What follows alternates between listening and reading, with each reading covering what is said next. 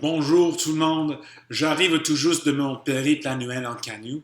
J'espère que vous vous portez bien de votre côté et que vous aussi avez pu profiter des magnifiques paysages que nous entourent au cours de l'été. Depuis le début de cette pandémie, les dommages concrets qui peuvent causer la désinformation et les théories du complot liées à la COVID-19 qui circulent librement sur Facebook et d'autres réseaux sociaux ont été mis en évidence.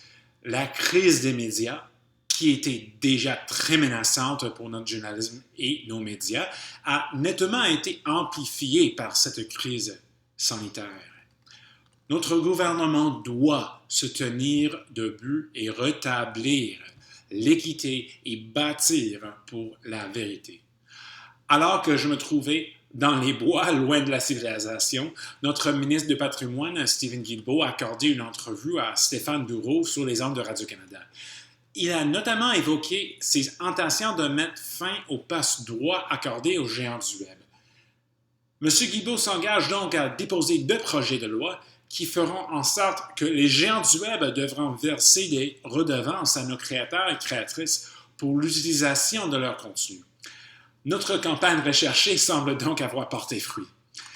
Donc, nous pouvons espérer que cette époque où seuls les diffuseurs canadiens comme Radio-Canada, TVA et V doivent réinvestir une partie de leurs revenus en programmation canadienne, alors que Netflix et Disney, par exemple, peuvent simplement empocher l'argent de leurs clients canadiens sans aucune contrainte, tire bientôt à sa fin.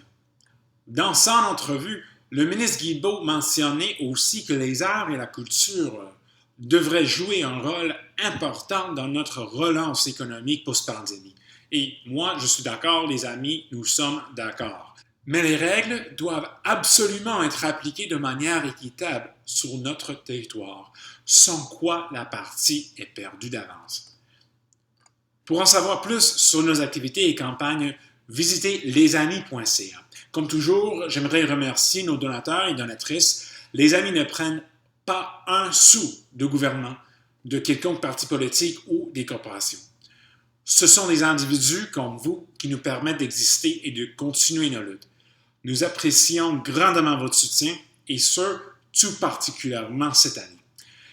Si vous en avez les moyens, s'il vous plaît, pensez à faire un don aujourd'hui en visitant lesamis.ca. On se revoit dans un mois. Merci.